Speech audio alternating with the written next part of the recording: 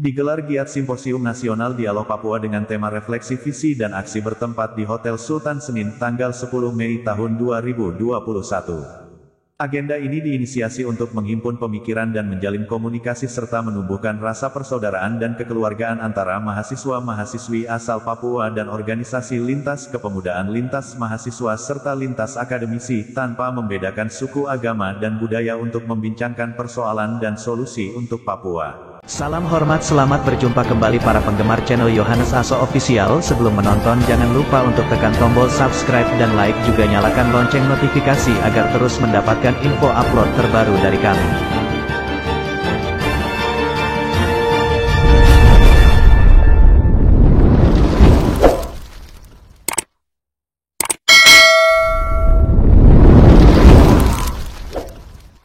Simposium Nasional Dialog Papua tersebut dihadiri oleh Komjen Polisi Dr. Randus Paulus Waterpauw Kabintelkam Mabes Polri, Ator Subroto, Direktur SKSGUI, Dr. Randus Akmal Malik MSI, Dirjen Otonomi Daerah Kementerian Dalam Negeri, Dr. Insinyur Apollo Savanpo STMT, Rektor Universitas Cendrawasih, Laksamana Madya TNI Freddy Numberi yang merupakan tokoh Papua, Dr. Sri Yunanto, Direktur Eksekutif Institute for Peace and Security Studies, Dr. Margareta Hanita SHMSI, Dosen Kajian Ketahanan Nasional UI, serta Yan Permenas Mandenas MSI, anggota Komisi 1 DPR RI. Secara antusias juga dihadiri oleh kalangan mahasiswa, kalangan pemuda Papua serta organisasi kepemudaan lainnya.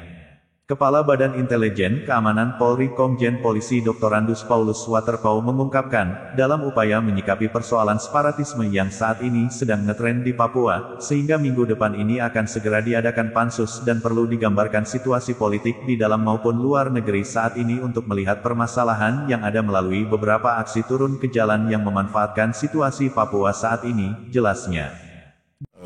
Saat ini sedang ada garapan tentang rancangan undang-undang atau dibentuklah pansus ya, jangan undang-undang otonomi khusus 2021, di mana pemerintah fokus pada 3 pasal, tetapi ketika kemarin ada pansus yang turun ke beberapa kota di Papua, ini ada serapan yang kami terima, ada perbedaan pendapat antara para pimpinan daerah dan para mahasiswa.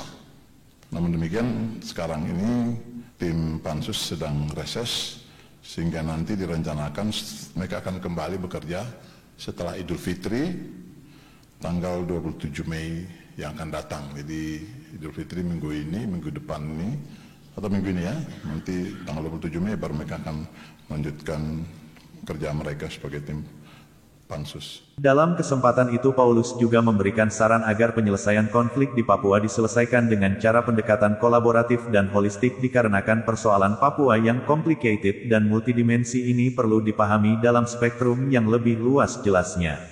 Paulus menambahkan ada harapan dialog nasional untuk menyelesaikan masalah Papua sehingga terwujud di masa pemerintahan Presiden Joko Widodo. Harapan ini muncul disebabkan rekam jejak Jokowi sebagai kepala pemerintahan negara diwarnai dengan dialog tanpa kekerasan ketika menyelesaikan berbagai masalah. Rektor Universitas Cendrawasih Apollo Savanpo menilai penyelesaian konflik Papua hanya bisa dilakukan melalui rekonsiliasi yang di dalamnya terdapat unsur pengungkapan kebenaran, pendekatan hukum dengan menangkap pelaku lalu memproses hukum pelaku termasuk memenjarakannya, belum tentu bisa menyentuh rasa keadilan bagi korban dan keluarga korban konflik. Karena itu perlu dipikirkan bagaimana cara rekonsiliasi sesuai kearifan lokal untuk menyelesaikan konflik Papua, kata Apollo dalam simposium bertajuk Dialog Papua Refleksi Visi dan Aksi di Jakarta. Kita perlu menyelesaikan masalah-masalah Papua secara bermartabat. Harus dipikirkan bagaimana cara restitusi rekonsiliasi yang baik sesuai dengan nilai-nilai kearifan lokal. Jadi Bapak Ibu sekalian, menangkap pelaku, memproses hukum dan memenjarakan pelaku belum tentu bisa menyentuh rasa keadilan di dalam hati para korban dan keluarganya. Hanya dengan mengungkapkan kebenaran, saling memaafkan dan restitusi, kita dapat menyentuh rasa keadilan. Oleh karena itu kita membutuhkan penyelesaian masalah Papua secara rekonsiliasi. Otonomi khusus bagi Provinsi Papua lahir sebagai konsensus politik. Dan otonomi khusus bisa kita gunakan untuk mengurus para keluarga korban dan restitusi Dan rekonsiliasi dapat dilakukan di tingkat kabupaten dan gubernur bisa hadir sebagai wakil pemerintah pusat. Jadi misalnya sebagai contoh di di Kabupaten Duga, kita kumpul semua. Seperti yang dilakukan oleh masyarakat lokal. Lalu gubernur turun hadir sebagai wakil pemerintah pusat, kita selesaikan masalahnya. Karena saat ini Bapak Ibu sekalian di kabupaten-kabupaten yang tadi disebutkan oleh Bapak Kabain Telkam, itu situasinya sudah buruk sekali di Duga, di Intan Jaya. Di mata KKB, itu semua orang non-Papua yang kulitnya putih, rambutnya keriting, kulitnya putih, rambutnya lurus, itu semua intel semua.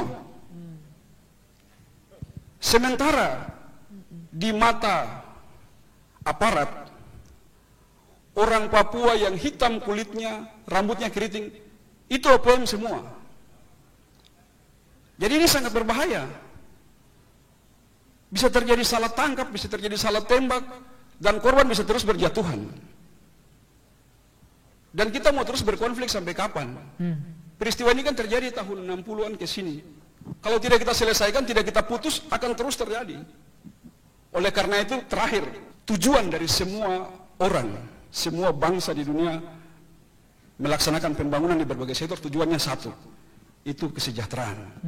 Apollo menyebutkan proses rekonsiliasi di Papua harus sesegera mungkin dilakukan terutama di tingkat kabupaten. Gubernur sebagai wakil pemerintah pusat bisa hadir untuk mengawal proses rekonsiliasi tersebut. Kita selesaikan masalah agar kecurigaan di dalam masyarakat Papua bisa diakhiri, ujarnya.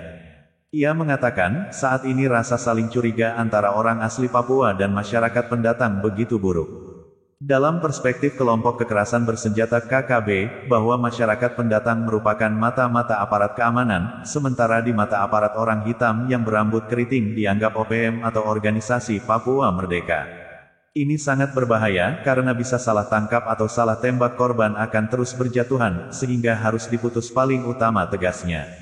Di samping itu, tambah Apollo, pemerintah juga harus memikirkan pola kompensasi atau restitusi bagi para korban pelanggaran HAM masa lalu.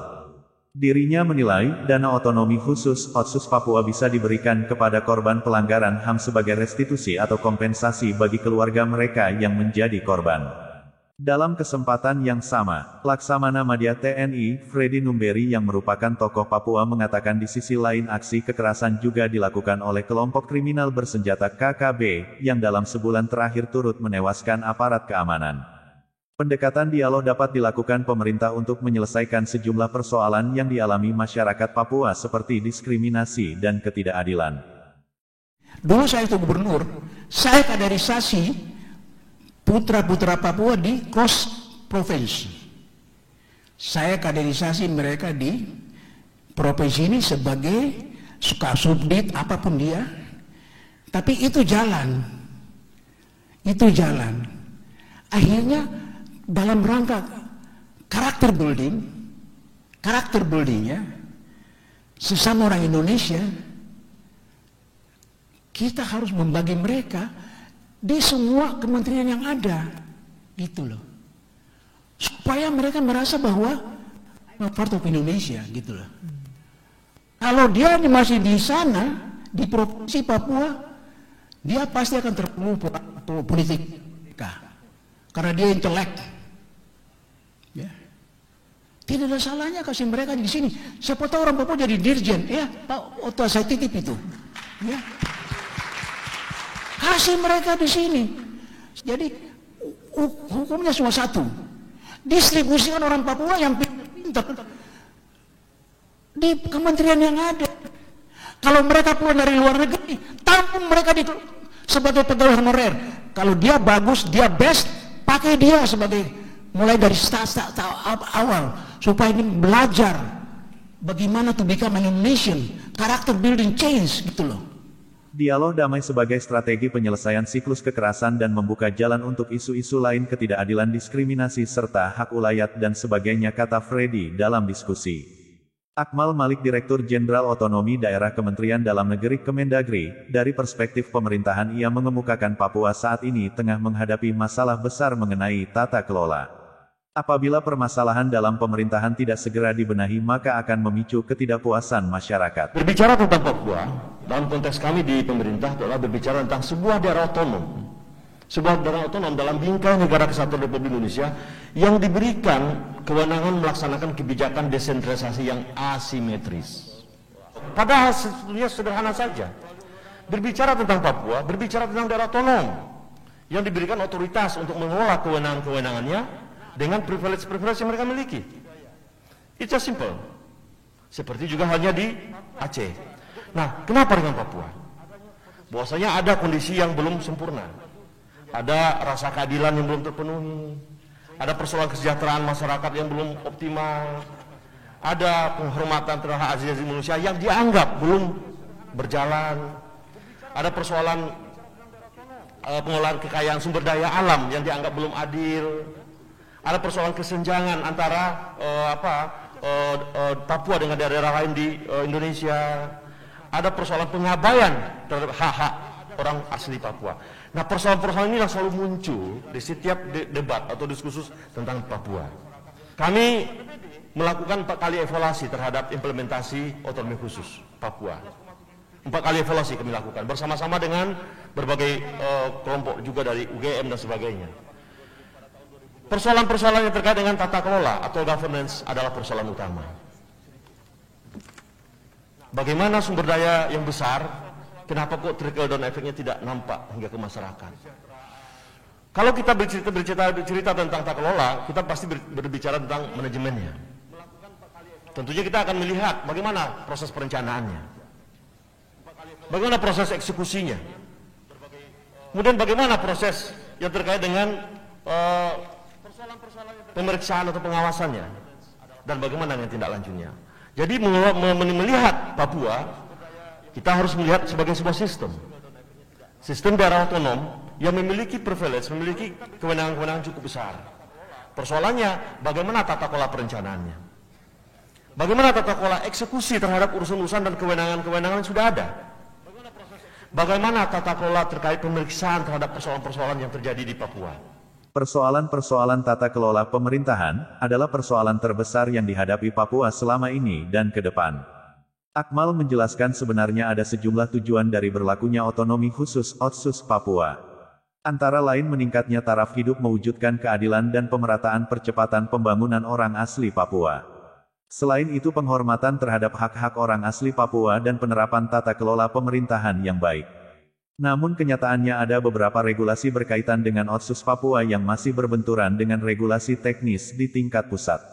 Persoalannya adalah persoalan timwas umum dan timwas teknis kita tidak sinkron, inilah yang saya katakan persoalan-persoalan tata kelola, kata Akmal.